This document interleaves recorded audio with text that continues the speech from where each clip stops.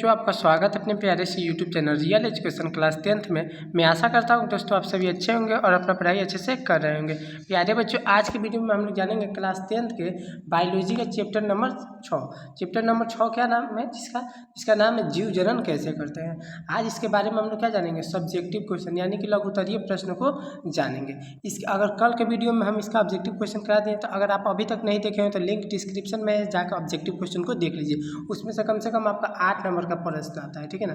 कितना नंबर का प्यार साथियों, 8 नंबर का ऑब्जेक्टिव क्वेश्चन आता है और इसमें से 4 नंबर का सब्जेक्टिव, यानी कि कुल मिला के 12 नंबर का आपको इस चैप्टर से मिलता है। तो अगर आप अभी तक नहीं देखे होंगे ऑब्जेक्टिव क्वेश्चन को तो जाइए लिंक डिस्क्रिप्शन में जाके देख लीजिए।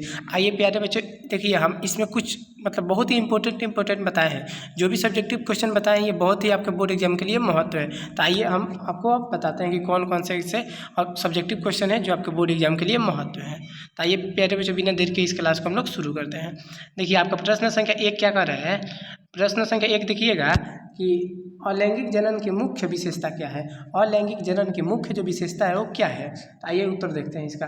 अलैंगिक जनन की मुख्य विशेषता है, अलैंगिक जनन से पैदा होने वाली संतानों आनुवंशिक गुणों से ठीक जनकों की तरह होती है। क्या होती है, जो अलैंगिक जनन के द्वारा संतान उत्पन्न होते हैं ना, ठीक अपने माता पिता के जैसे होते हैं। मतलब जनक का मतलब क्या होता है, तो माता पिता अपने जनकों की तरह होते हैं। मतलब यानी जैसे उनके माता पिता होगा। जैसे आप कोरोना वायरस को देखेंगे तो कोरोना वायरस को जो भी बच्चा होता है same to same corona virus की तरह होगा। तो यानी कि सेम टू सेम उसी की तरह होता है। आप उसको पहचान नहीं सकते हैं कि हाँ कौन उसका बच्चा है कौन उसकी माँ है। यानी कि सेम टू सेम तरह उन्हीं के जनकों के समान होता है, क्योंकि इसमें युग्मक का संलयन नहीं होता है। क्या नहीं होता है, जो युग्मक होते हैं नर जनन और माता जनन ये दोनों नहीं होते, ठीक है ना। इनमें संलयन नहीं होता है। इसमें निषेचन की जरूरत नहीं पड़ती। इसमें जो निषेचन की क्रिया जो होती है ना, इसमें जरूरत नहीं पड़ती क्योंकि युग्मक का संलयन नहीं होता है। जब इसमें युग्मक का संलयन ही नहीं होगा तो इसमें जो निषेचन की क्रिया होगी ये क्या जरूरी है। इसीलिए इसमें जो होता है निषेचन की क्रिया हम लोग के लिए इस सभी में जरूरी नहीं होती है। तो याद रखिएगा, अलैंगिक जनन के द्वारा उत्पन्न संतति इसलिए समान होते हैं क्योंकि इसमें क्या होता है, निषेचन की क्रिया नहीं होती है और इसमें युग्मक संलयन का जरूरत नहीं पड़ता है। तो आप सभी को 1 नंबर प्रश्न समझ में आ गया ना। तो चलिए जल्दी से बताइए, कमेंट करके बता दीजिए कि आपको 1 नंबर प्रश्न समझ में आया कि नहीं। आइए प्रश्न संख्या 2 को देखते हैं। ये देखिए सभी जो भी प्रश्न बता रहे हैं बहुत ही ज़्यादा VBI ऑब्जेक्टिव है, ठीक है ना। प्रश्न संख्या 2 है, नर जनन तंत्र के सभी संरचनाओं के नाम लिखिए। जो भी नर जनन तंत्र होते हैं ना, नर जनन तंत्र उनके सभी संरचनाओं के बारे में नाम लिखना है। तो इसका उत्तर देखिए, नर जनन तंत्र में निम्नलिखित संरचनाएं पाई जाती है। जो नर जनन तंत्र होता है जो है ना, जो मानव में नर जनन तंत्र होता है उनमें बहुत सारी क्या होती है, संरचनाएं पाई जाती है। जैसे 2 वृषण, 2 अधिवृषण, 2 वृषण होता है, 2 अधिवृषण है, 2 शुक्रवाहिनी एवं 2 शुक्राशय एवं 1 मूत्रमार्ग तथा शीर्ष होता है। क्या होता है प्यारे बच्चों, तो 2 को क्या होता है, वृषण होता है और 2 को अधिवृषण भी होता है, ठीक है ना। और 2 को शुक्रवाहिनी और 2 को शुक्राशय और तथा 1 क्या होता है, 1 मूत्रमार्ग तथा 1 शीर्ष होता है, ठीक है ना, शीर्ष होता है, ठीक है ना। तो याद रखिएगा ये सभी लगभग 8-10 क्या होती है, इसमें संरचनाएं होती है। नर जनन तंत्र में कितनी, तो 8-10 लगभग संरचनाएं पाई जाती है। नेक्स्ट क्वेश्चन है आपका 3 नंबर प्रश्न को देखिएगा, बहुत ही अच्छा क्वेश्चन है ये, 100% आने का चांस है, ठीक है ना। लैंगिक जनन का क्या महत्व है, लैंगिक जनन का जो महत्व है वो क्या है। तो आइए जानते हैं इसका उत्तर। सभी जीवों में गुणसूत्रों की एक संख्या निश्चित होती है। जो भी जीव होते हैं इन सभी में गुणसूत्रों की क्या होती है, एक संख्या जो होती है वो निश्चित होती है, तय होती है। अलैंगिक जनन करने वाले अमसूत्री या समसूत्री प्रकार कोशिकाएं विभाजन होता है। इसमें क्या होता है, समसूत्री प्रकार की कोशिकाएं का विभाजन होता है, बंटवारा होता है, जिसके कारण उनमें कोई विभिन्नता नहीं आती है। जिसके कारण क्या होता है, कोई भी विभिन्नता नहीं आती है। प्रत्येक पीढ़ी में क्रोमोसोम की संख्या भी निश्चित होता है। प्रत्येक पीढ़ी में क्या होता है प्यारे साथियों, तो क्रोमोसोम की जो संख्या होती है ना वो निश्चित होता है कि इतने रहता है। लैंगिक जनन करने वाले अर्धसूत्री कोशिका विभाजन होता है। लैंगिक जनन जो करते हैं उनमें क्या होता है, अर्धसूत्री यानी आधा कोशिका विभाजन होता है, जिससे उसमें विभिन्नता आ जाती है। जिससे उसमें क्या होती है, विभिन्नता आ जाती है, बंटवारा की तरह। यह पीढ़ी दर पीढ़ी बढ़ती जाती है। ये क्या होती है, पीढ़ी दर पीढ़ी बढ़ती जाती है, ठीक है ना। पीढ़ी दर पीढ़ी क्या होती है, बढ़ती जाती है। आइए प्रश्न संख्या 4 को देखते हैं। देखिएगा प्रश्न संख्या 4 की बहुत ही, ये भी देखिए जो भी हम प्रश्न बता रहे हैं ना बहुत ज़्यादा इंपॉर्टेंट है। आप सभी देखिएगा कौन कौन से प्रश्न है इसमें और याद करते चलिएगा, ठीक है ना। याद भी हो जाता होगा, बहुत ही आसान आसान एकदम हम आपको एकदम आसान वे में बता भी रहे हैं। प्रश्न संख्या 4 है, देखिएगा कि पौधे में लैंगिक जनन कैसे होता है। जो पौधा होता है ना उसमें लैंगिक जनन की क्रिया कैसे होती है, तो इसका उत्तर देखते हैं। पौधे में लैंगिक जनन एनियोस्पर्म्स यानी कि पुष्पी पादप, यानी कि पुष्पी पादप में अधिकांश पुष्पी द्विलिंगी होती है। जो भी पुष्पी पादप होते हैं, जो भी पौधे होते हैं वो क्या होते हैं, द्विलिंगी होते हैं, जिसमें 2 लिंग का निर्माण होता है। इनमें दोनों प्रकार के जननांग होते हैं, इनमें 2 प्रकार के क्या होते हैं, जननांग होते हैं, है ना। फिर पुमंग को नर जननांग या जयांग तथा कार्पल को मादा जयांग कहते हैं। पुमंग जो होता है उसको क्या कहते हैं, पुमंग को प्यारे साथियों नर जननांग कहते हैं। ऑब्जेक्टिव क्वेश्चन में पूछा जाता है कि नर जननांग किसे कहा जाता है, तो पुमंग को। पौधे में नर जननांग किसे कहा जाता है, तो पुमंग को, और या फिर जयांग कहा जाता है। और पौधे में मादा जननांग किसे कहा जाता है, तो कार्पल को। किसको कहा जाता है प्यारे साथियों, कार्पल को। याद रखिए कार्पल को क्या कहा जाता है, पौधे में मादा जनन तंत्र कहा जाता है।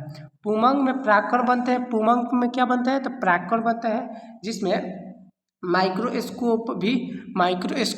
स्पोर भी कहते हैं, जिसे माइक्रोस्पोर भी कहा जाता है। जयांग में बीजांड या मेगा स्पोर बनते हैं। जयांग में क्या होता है प्यारे साथियों, तो बीजांड या फिर मेगा स्पोर भी बनते हैं। ये अर्धसूत्री विभाजन द्वारा बनते हैं। ये क्या बनते हैं, अर्धसूत्री विभाजन, यानी कि आधा आधा अर्धसूत्री विभाजन के द्वारा बनते हैं। इनके निषेचन के बाद फल तथा बीज बनते हैं। जब इनकी निषेचन की क्रिया क्या हो जाती है, संपन्न हो जाती है, तो क्या बनता है, फल बनता है तथा बीज बनते हैं, ठीक है ना। फल तथा बीज बनते हैं, निषेचन की क्रिया संपन्न होते हैं।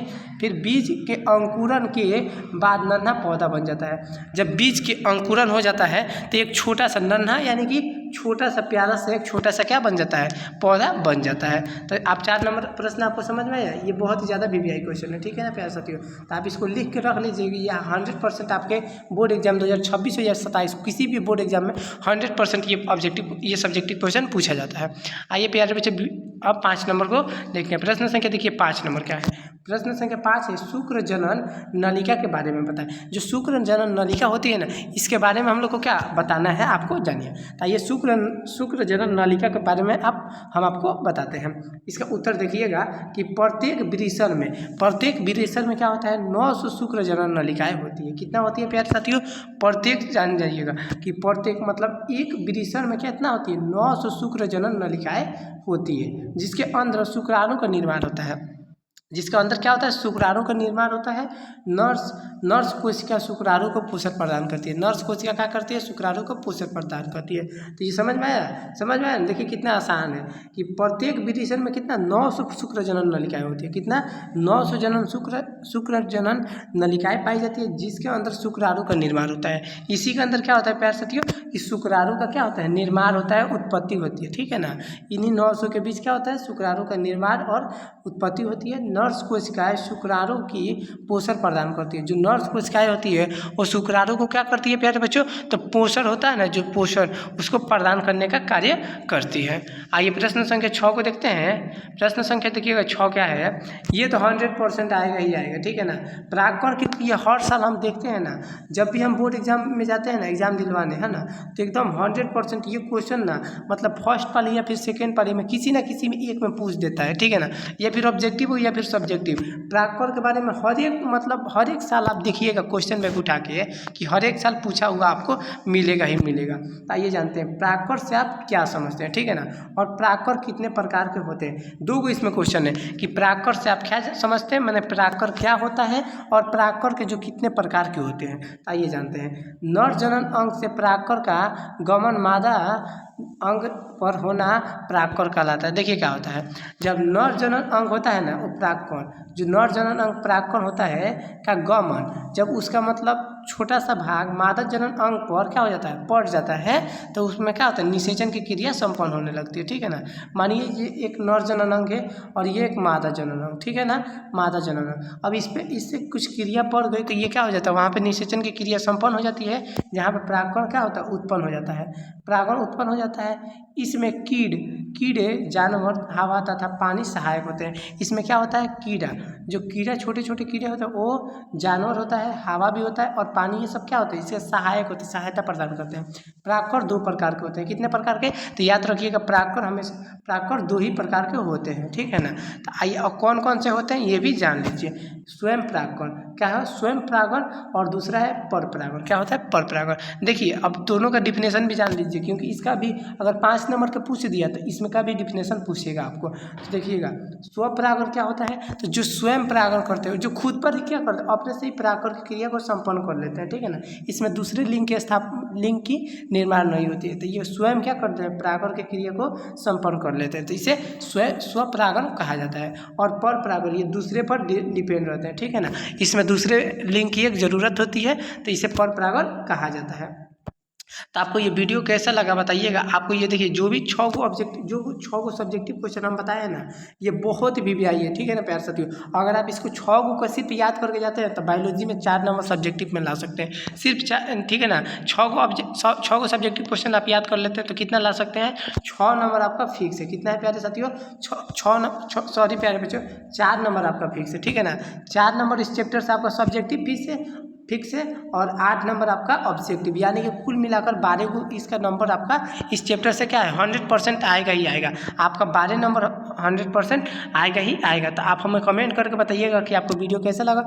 अगर आपको किसी प्रकार की दिक्कत होती है तो आप इस नंबर पर कॉल कर सकते हैं। देखिए 85 398 71 728। जो भी आपको स्क्रीन पर नंबर दिख रहा है ना, 85 398 71 728, आप इस नंबर पर कॉल कर सकते हैं या फिर मैसेज करके पूछ सकते हैं। किसी भी प्रकार का दिक्कत हो या फिर आपको PDF नोट्स चाहिए, किसी भी प्रकार का है ना, कोई भी आपको परेशानी लगती है तो आप इस नंबर पर कॉल कर सकते हैं। अगर देखिए आप हमारे अगर आप हमारे व्हाट्सअप ग्रुप में ज्वाइन नहीं होंगे, व्हाट्सअप ग्रुप में प्यारे बच्चों अगर आप हमारे ज्वाइन नहीं होंगे तो लिंक डिस्क्रिप्शन में जाकर अभी ज्वाइन हो जाइए। व्हाट्सअप ग्रुप में ज्वाइन होइएगा तो क्या होगा कि आपको पर डे PDF नोट्स दिया जाता है।